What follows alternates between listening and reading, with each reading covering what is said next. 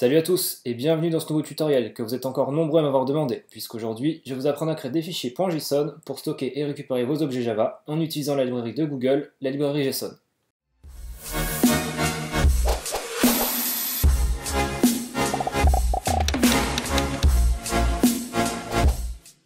Un fichier JSON, au même titre qu'un fichier YML ou XML, c'est un format de fichier, c'est-à-dire que c'est un ensemble de conventions et de règles d'écriture qui permettent de stocker des données d'une application sur un disque dur.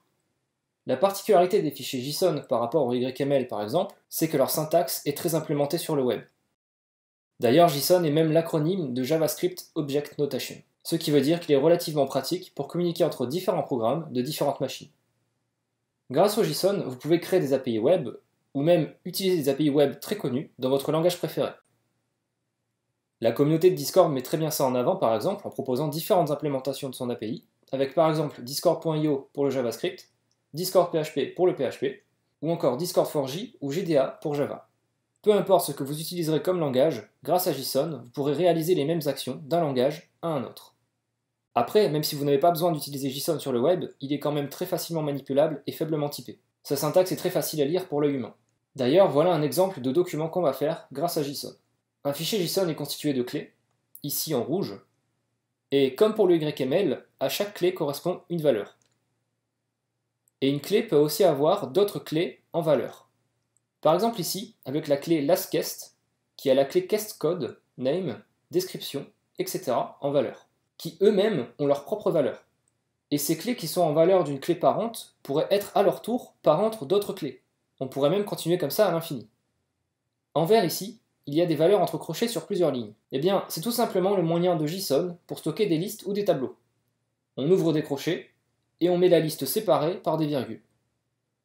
Notez qu'on peut très bien, grâce à ça, avoir des listes de clés qui ont eux-mêmes leur propre valeur.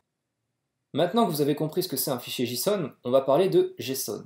JSON, eh bien en fait, on pourrait croire que c'est une extension de JSON, mais pas du tout. JSON, c'est une petite boîte à outils qui va nous permettre de comprendre les fichiers JSON avec Java. Et pourquoi le nom JSON alors? Eh bien tout simplement parce que ça a été créé, et c'est d'ailleurs toujours maintenu, par Google. Alors il existe d'autres librairies pour manipuler le JSON, comme par exemple Jackson, qu'on a déjà aperçu dans le tutoriel sur Redison, mais j'ai personnellement un petit coup de cœur pour JSON, qui est extrêmement simple et qui va nous permettre en 2 lignes de faire ce qu'on aurait pu faire en 10, 20, voire 40 lignes de code. J'espère que ça vous a donné envie d'essayer JSON, mais si c'est pas le cas, laissez-moi vous faire une dernière révélation. En fait, JSON, il est déjà inclus dans Spygot, ce qui veut dire que vous pouvez déjà vous en servir avec vos plugins sans rien avoir à faire de plus. C'est pas magique? Allez, assez parlé, on va passer à la partie tutoriel. Dans ce tuto, on va simuler un profil de joueur avec différentes informations, comme le nom du joueur, son expérience, son niveau, sa liste d'amis et même sa dernière quête. Je vais vous montrer comment on fait pour, grâce à Google, enregistrer tout ça en quelques lignes de code dans un fichier JSON et comment le lire par la suite. Donc c'est parti, j'ai créé un plugin Extend de Java plugin, donc comme d'habitude, avec l'instance du plugin pour pouvoir y accéder facilement, un onDisable et onEnable. Donc ici vous avez le fichier module-info.java, donc peut-être que vous ne l'avez pas, mais c'est pas très grave, c'est juste un fichier dans Java 9, donc faites pas attention si vous n'êtes pas sur Java 9, ce fichier là il vous servira à rien. Donc la première chose qu'on va faire en fait, c'est qu'on va créer nos objets qui vont servir à être transformés en JSON. Donc on va avoir le profil, la quête et l'état de quête. Donc je vais faire une nouvelle classe, new, Java class, profile, donc qui va représenter le profil d'un joueur. Et dedans, je vais mettre les infos du joueur. Donc on va commencer avec l'UID du joueur, donc l'identifiant du joueur unique. On va mettre le nom du joueur, donc on va l'appeler player name. On va mettre le niveau du joueur, on va mettre l'expérience, donc on va mettre ça sur un long, expérience. On va mettre par exemple s'il est premium ou pas, is premium. On va l'appeler même premium tout court. Voilà. On va mettre, alors là ça va être un tableau vraiment pour vous montrer, mais en gros on va mettre par exemple un tableau d'achèvement fixe. Ensuite on va mettre une liste d'amis, donc un set de string, avec le nom des amis dedans. Donc idéalement dans Minecraft on ferait ça avec des UID, mais là c'est vraiment pour la vidéo, pour vous montrer en fait qu'on peut enregistrer des sets. Et ensuite, on va mettre une quête. Alors, pour mettre une quête, en fait, on va devoir créer un nouvel objet Donc la dernière quête, ça va être un nouvel objet, qu'on va appeler quest. Et dans cet objet, on va faire pareil. Je vais mettre un UID quest code, je vais l'appeler, le code de la quête. Donc pour que chaque quête soit unique. On va mettre un nom de quête, une description. On va mettre par exemple un booléen pour savoir si la quête elle est journalière ou pas, donc daily. On va mettre le nombre de pièces d'or qu'on gagne sur la quête. Et on va mettre l'état de quête. Alors l'état de quête, pareil, on va devoir créer une nouvelle classe. Donc là, attention, c'est une énumération, ici. Quest status. Donc dans status, on va mettre par exemple disponible, available en anglais. Ensuite, on va mettre casting, pour, en train d'être exécuté. Alors, je ne sais pas trop si ça existe en anglais, mais c'est pas très grave. On va mettre terminé et indisponible. Unavailable. Voilà. Et donc du coup, on va mettre un quest status ici. Private quest status. Quest status. Voilà. Donc ça va être notre quête. Donc on va créer un constructeur. Donc je vais le générer. Donc moi je fais pomme n. Mais vous, si vous ne savez pas comment on fait, vous pouvez très bien aller ici dans code, faire generate ici. Vous avez le raccourci clavier. Vous pouvez cliquer et vous cliquez sur constructeur. C'est exactement pareil. Donc on sélectionne tout et on fait OK. On va faire exactement pareil avec les getters. Donc le même raccourci clavier. Getter. Comme ça, pas besoin d'écrire du code, on va très vite. Et enfin, on va faire une petite méthode statique qui va nous permettre de créer une fake quest, donc pour simuler une quête, pour pouvoir l'enregistrer en JSON. Donc c'est vraiment pour la vidéo, hein. Si vous avez votre système de quête, en fait, vous l'adaptez. Mais moi ici, j'en ai pas, donc je vais créer un faux système. Donc on va faire un public, donc c'est pas string, c'est quest, create fake quest. Donc là, ici, je vais faire simplement un return new quest en disant uid.randomuid. On va dire le nom de la quête, ça va être la vipère et la chouette. Donc ça fait très nom de quête. Et ensuite, on va mettre la description. Donc il s'agit du code des éclaireurs que Perceval, j'ai du mal à écrire, donne au roi. Le bruit là, je crois que c'était du code. Arthur. Quel code? Le code des éclaireurs. Le code des éclaireurs? Mais je le connais, moi, c'est la vipère et la chouette. Non, c'est le mot de passe. Mais alors le code, c'est quoi? Le code, c'est le code. Voilà. Bon, alors après, code, ça, c'est le à code. vous voir, hein. Vous mettez ce que vous voulez. Là, c'est vraiment pour Ça va, rigoler, faut pas trop ça. casser le bonnet pour le trouver, celui-là. Mais sinon, comme je vous dis, avec votre système de quête, vous faites vous adaptez. Donc après, on avait dit, c'était, est-ce que c'est une quête journalière? Donc on va mettre false, c'est une seule fois. Ensuite, on a le nombre de gold qu'on gagne, on va mettre 35.0, 35 pièces d'or. Et l'état de quête, on va mettre quest status. On va mettre par exemple available, disponible. Voilà. Donc ça, on a notre objet de quête. Maintenant, on peut le mettre ici. Private quest. Donc on va faire exactement pareil. CTRL N, enfin pomme N pour moi. Constructor, on sélectionne tout. Et on fait pareil avec les getters. Voilà. Et du coup, pareil ici, on va devoir faire une méthode pour créer des faux profils, parce que je ne vais pas m'amuser à faire des bases de données, etc., récupérer les profils de joueurs, tout ça. Donc je vais faire des faux profils, pareil, pour simuler, et pour vous montrer comment ça marche le JSON. Donc je fais public, profile, create, fake, profile. Donc là, ce que je vais faire, c'est que je vais commencer par faire une liste d'amis. Donc final set de string. Donc je vais appeler friendList, friends, égale new h7. Donc si vous êtes sur Java 9, en fait, vous pouvez très bien faire directement un set.off et mettre les éléments directement dedans. Bon là, comme c'est une vidéo, je ne vais pas le faire, mais sinon, sachez que vous pouvez le faire en Java 9 et c'est super bien.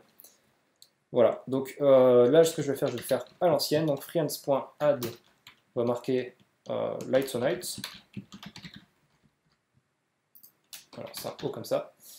Ensuite, on va ajouter, par exemple, Maoya Tutian, donc c'est Marc. Et on va ajouter Graven par exemple, Graven Lilvec. Voilà.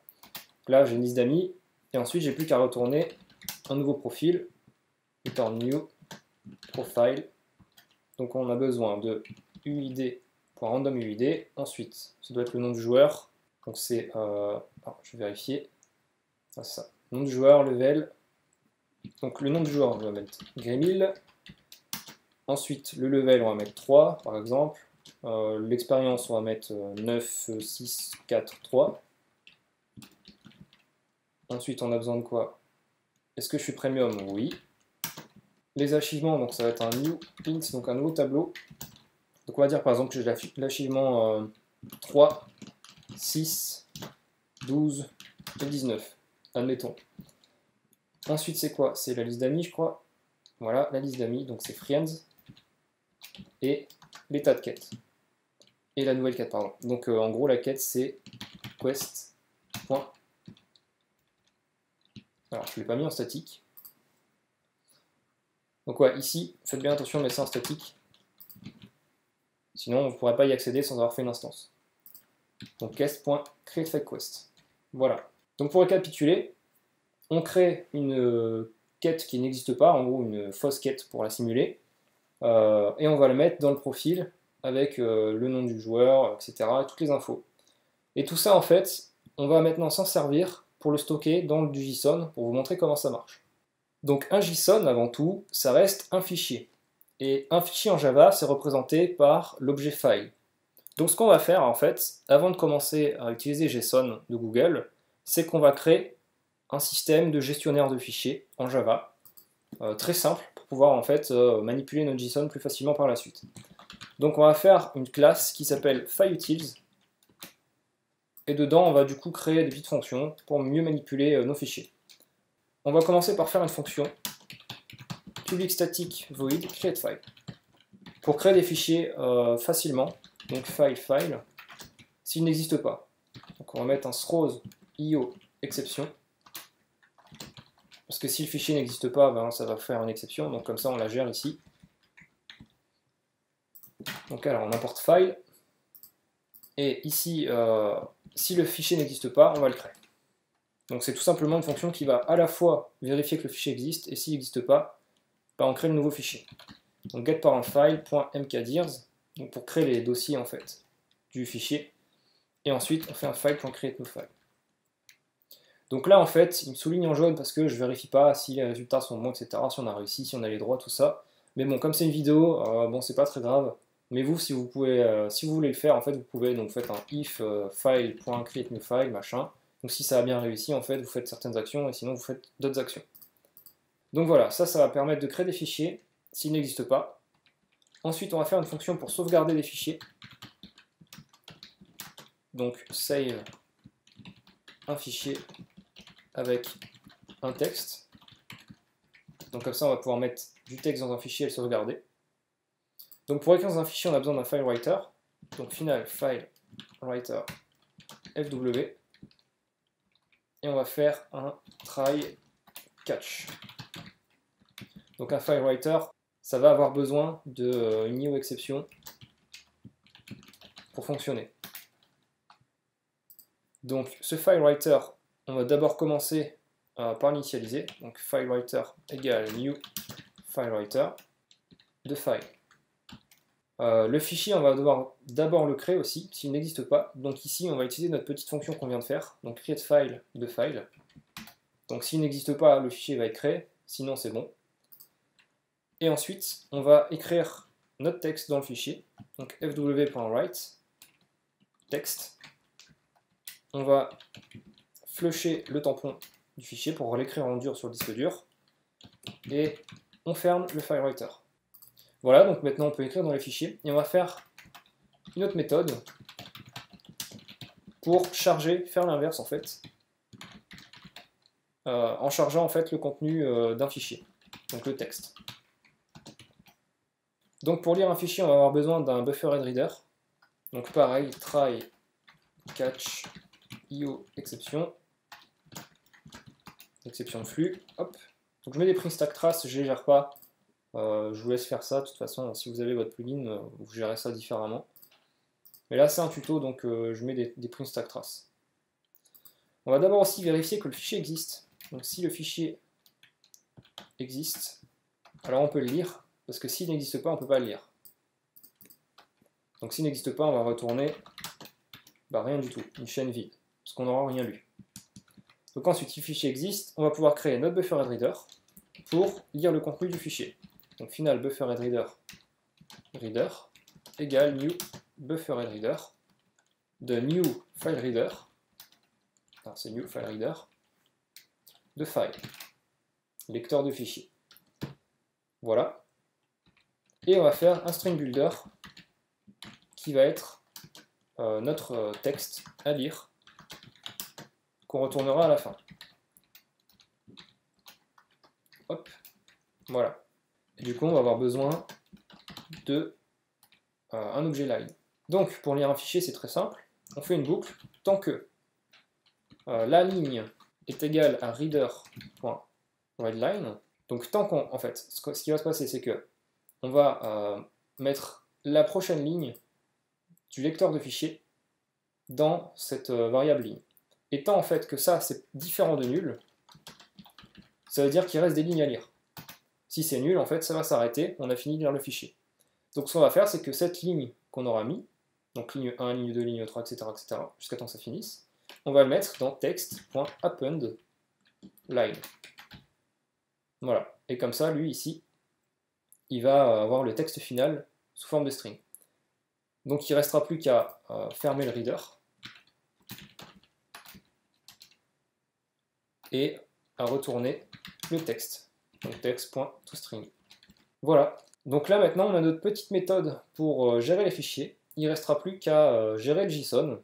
Donc c'est maintenant que la partie va être intéressante. Donc pour gérer le JSON, je vais créer une classe qui va s'appeler Profile Serialization. Donc Java class Profile Serialization Manager. Cette classe, elle va me servir en fait à gérer les JSON des profils de joueurs. Donc je vais avoir besoin de deux méthodes principales dans cette classe qui vont être public string serialize, donc pour écrire du JSON à partir d'un profil. Donc en gros ça va convertir un profil en fichier JSON. Et ensuite on va avoir besoin de faire l'inverse, donc public profile, alors ça va être deserialize. Et à partir d'un JSON. Donc là en fait cette méthode là elle va prendre un objet profil de votre code et le convertir en fichier JSON, et cette méthode là va faire l'inverse, elle va prendre un fichier JSON et le convertir en profil pour l'utiliser dans le code. C'est tout simple. Donc c'est ici qu'on va avoir besoin d'utiliser JSON. Donc JSON, c'est tout simple, il suffit juste de faire une variable qui s'appelle JSON. Voilà, donc on l'importe, donc c'est bien comme Google JSON, JSON, et on va faire un constructeur pour pouvoir l'initialiser. Donc profil serialization manager. Donc on pourrait faire un this.json égale newJSON, et ça fonctionnerait. Ça fonctionnerait, il n'y aurait rien d'autre à faire, JSON il serait initialisé. Sauf qu'il serait initialisé avec les valeurs par défaut. Donc c'est pas super cool en fait. Si vous voulez, vous pouvez configurer plus en détail. Et justement, c'est ce qu'on va faire maintenant, parce que y a des petits soucis en fait avec la configuration par défaut qui nous embêtent pour Minecraft. Donc pour ça, on va créer une méthode private JSON, donc qui va être interne à la classe, et qui va me créer la JSON instance. Donc JSON instance. Donc au lieu de faire un new JSON, on va faire autre chose ici. Donc create JSON instance. Donc si vous voulez configurer l'instance de JSON, vous avez une classe qui s'appelle JSON Builder qui vous permet très facilement de configurer la librairie. Donc ici c'est très simple, on va faire un return de new JSON Builder. Donc voilà, JSON Builder. Et là on va faire point. Et vous voyez qu'ici, on peut sélectionner tout ce qu'on a besoin comme paramètre pour JSON. Donc nous on va avoir besoin du setPrettyPrinting pour justement que l'affichage ne soit pas sur une seule ligne. On va avoir besoin du serialize nul. Donc ça c'est pas obligatoire, mais en gros moi je préfère. Ça veut dire que si une clé n'a pas de valeur, elle sera sérialisée quand même. Donc ça sera toujours affiché dans le fichier, c'est toujours bien en fait si vous voulez voir un peu la liste des clés que vous avez. Ensuite, un truc qui va être important, c'est le disable HTML escaping, qui va en fait désactiver la conversion des apostrophes et tous les caractères HTML dans votre fichier. Donc nous, comme on n'utilise pas ici JSON pardon, sur Internet, sur le web, ben on s'en fout. On n'a pas besoin de transférer ça sous forme de data JSON sur le web. Donc on peut le désactiver, et c'est mieux pour nous parce que du coup on n'a pas besoin de, quand on ouvre en fait le document, on n'a pas besoin de se casser la tête à lire les caractères HTML manuellement en fait. Donc voilà, comme ça on peut lire ça facilement. Et ensuite, bah, une fois qu'on a ça, pour Minecraft, nous, ça sera OK. Donc on peut faire un point create pour terminer l'instance de JSON. Donc ça va retourner un JSON configuré comme j'ai envie. Donc alors vous avez plein d'autres trucs. Donc je vous laisse regarder la documentation pour ça. Sachant que je ferai peut-être une autre vidéo, parce qu'on a des type adaptateurs à regarder aussi. Donc je ne le fais pas dans cette vidéo, mais je le ferai sûrement plus tard. C'est quelque chose qui permet en fait de désérialiser selon votre type d'objet en fait que vous avez, donc faire une désérialisation manuelle. C'est plutôt bien. Et après vous avez d'autres trucs, je ne connais pas tout, mais par exemple vous avez la date, voilà. Mais en gros je vous laisse chercher. Mais pour Minecraft, nous ce qu'on veut faire ici, c'est franchement nickel. Donc voilà, une fois qu'on a JSON, on va pouvoir s'en servir, donc dans notre petite méthode. Et comme je vous ai dit dans le début de la vidéo, ça va être très facile, en une ou deux lignes de code sur JSON, on va pouvoir écrire nos objets. Donc là, il suffit simplement de faire un return this.json, donc JSON, la librairie, point, et là vous faites tout JSON, et vous mettez l'objet que vous voulez mettre en JSON. Et paf, voilà, Google il s'occupe de tout. Il n'y a rien d'autre à faire. Vous avez tout fait en une ligne. Donc en deux lignes si on compte la sauvegarde du fichier. C'est franchement magique. Alors qu'en fait, avec une API classique, vous devez tout enregistrer à la main et faire des boucles et faire des machins, etc. Un peu comme le YML, ce qu'on fait, où on écrit tout à la main en fait, et à la fin ça fait plein de lignes de code. Là avec JSON, vous écrivez une ligne, et voilà, tout est réglé. C'est franchement génial. Et donc ici, deserialize, ça va être pareil, sauf que ça va être l'inverse. Donc return this.json, point from JSON, et là en fait on doit mettre la chaîne de caractères qu'on veut lire et l'objet qu'on veut lire, donc profile.class. Voilà, donc ça va convertir le JSON que vous avez ici en profile.class, donc en new profile. Et voilà, c'est franchement magique. Je suis vraiment fan de ce système-là. En 2 minutes en fait, on peut mettre du JSON. C'est vraiment cool. Donc là, ce qu'il nous reste à faire, c'est de nous servir de ce profile serialization manager. Donc on va le créer ici, dans le plugin, private profile serialization manager, profile serialization manager. On va créer une instance ici, this.profile serialization manager égale new profile serialization manager. Donc on fait un nouveau profile serialization manager qui lui-même va créer un JSON avec nos paramètres. Donc on le fait une fois quand on active le plugin et on est tranquille. Et du coup après on va pouvoir se servir de nos méthodes ici pour pouvoir enregistrer ou désenregistrer du JSON. Alors désenregistrer, je ne sais pas si ça se dit, mais c'est pas grave. Alors du coup, nous on va s'en servir dans un player join event et player leave event. Donc pour ça, on va faire un new Java class player listener par exemple. Donc on implémente de listener de kit, listener ici, et on va créer notre fonction pour quand un joueur rejoint le serveur. Public void on player join event. Et on va faire pareil avec onPlayerLeave, public void on player quit event. Voilà. Donc là pour la vidéo, ce qu'on va faire, c'est que je vais faire un système pour que quand le joueur quitte le serveur, on va enregistrer le fichier JSON dans le dossier du plugin. Donc on va enregistrer profil par exemple gremil.json. Et quand un joueur rejoint le serveur, on va lire ce petit fichier et le convertir en profil. Donc là c'est vraiment pour la vidéo, pour vous montrer que ça marche. Après vous adaptez selon votre système. Donc on va commencer par faire un constructeur ici. On va avoir besoin d'un fichier, donc private file savedir, on va l'appeler. Import class Java.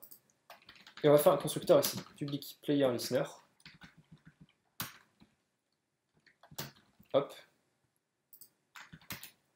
On va passer, je crois, le plugin en paramètres, comme ça on va avoir la variable, on ne va pas la récupérer via l'instance. Voilà.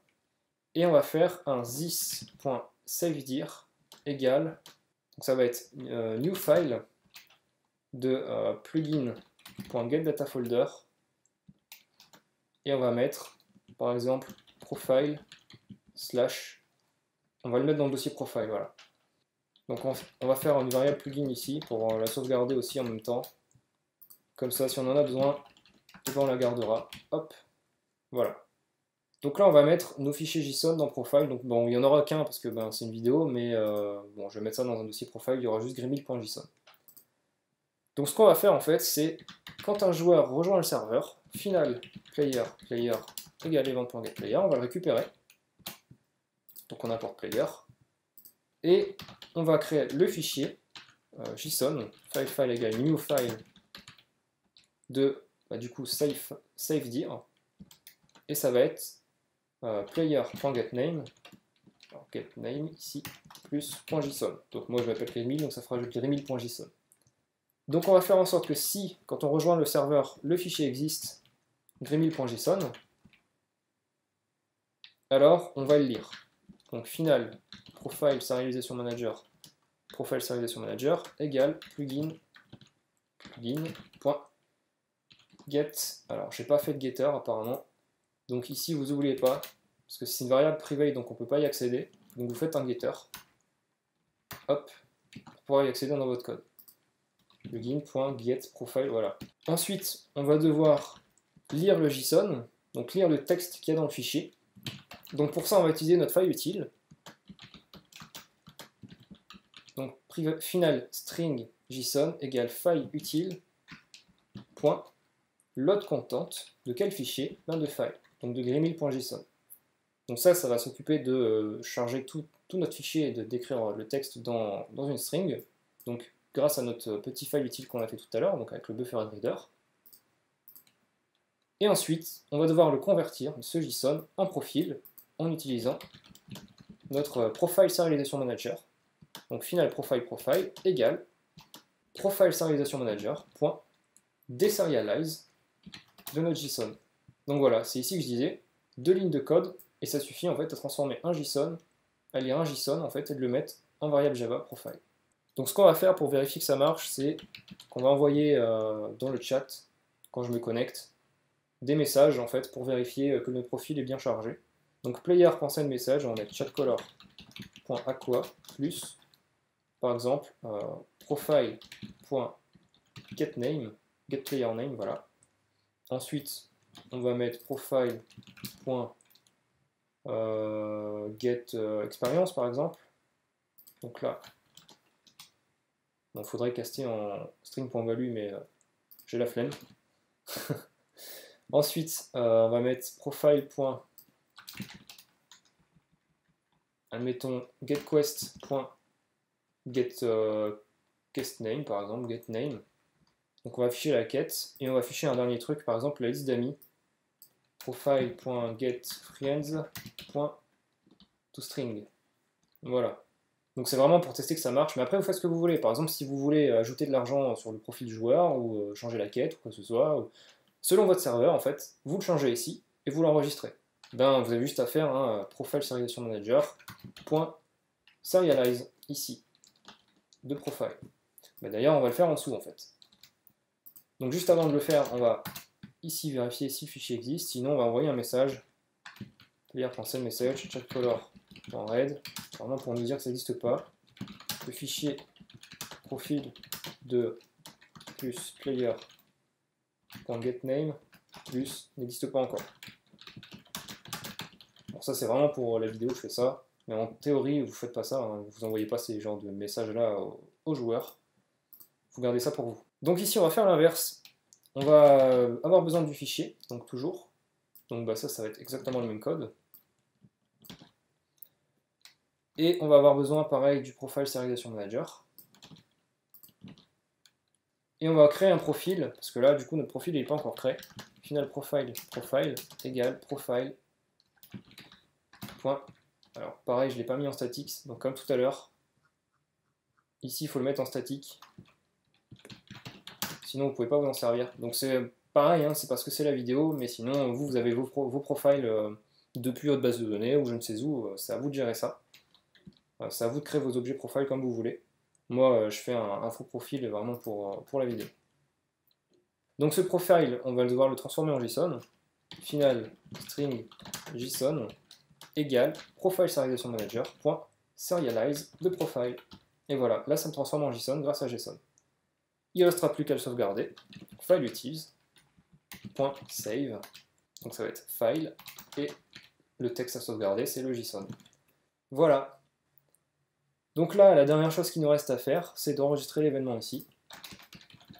getServer.getPluginManager.registerEvents, new player listener. Alors, il va manquer un this ici, et un this ici. Donc ben voilà, je vais compiler, et on passe tout de suite pour les tests. Donc voilà, on arrive dans Minecraft. Donc si je me connecte, ça devra me mettre un message en disant que le fichier n'a pas encore été créé, parce que mon profil n'existe pas. Donc je vais le faire, hop. Donc voilà, le fichier profil de Gremlin n'existe pas encore. Donc si on va dans le plugin ici, tuto JSON, il y a le dossier profil qui s'est créé, mais le fichier va se sauvegarder seulement quand je vais me déconnecter. Donc si je me déconnecte, profile, voilà, j'ai gremlin.json. Donc je peux l'ouvrir, je vais l'ouvrir avec TextEdit, et voilà, j'ai mon JSON qui est ici. Donc vous pouvez voir, en fait, j'ai vraiment les infos que j'ai rentrées dans le profil. Premium, achievement, tout ça, les amis, la quête, la vipère à la chouette, il s'agit des éclairs machin, la description. Et voilà, tout est là en fait. C'est nickel. Donc maintenant, le dernier test qu'on a à faire, c'est si je me reconnecte sur le serveur, ça doit afficher mes infos de profil sur le chat. Je me connecte. Et voilà, tout est nickel. Donc vous pouvez voir en fait que vous pouvez réutiliser ces informations dans le code. Par exemple, je sais pas, ajouter un ami, ou changer le nom de la quête, ou faire ce que vous avez besoin. Voilà. Donc c'est déjà terminé pour ce tutoriel. Vous avez pu voir que le format JSON, et surtout la librairie JSON de Google, c'est très facile à prendre en main. Alors il se pourrait, comme je disais, qu'un jour je fasse une deuxième partie de ce tutoriel, pour voir plus en profondeur la librairie JSON, parce qu'il reste des aspects avancés qu'on n'a pas encore vus. Mais globalement, rien ou presque ne devrait vous poser problème pour vos plugins sur Minecraft. J'espère que cette vidéo vous aura été bien utile. Si c'est le cas, je vous laisse mettre un pouce bleu et à vous abonner à la chaîne si ce n'est pas déjà fait. Vous pouvez aussi poser vos questions en commentaire ou me rejoindre sur mon serveur Discord, dont l'adresse se trouve dans la description.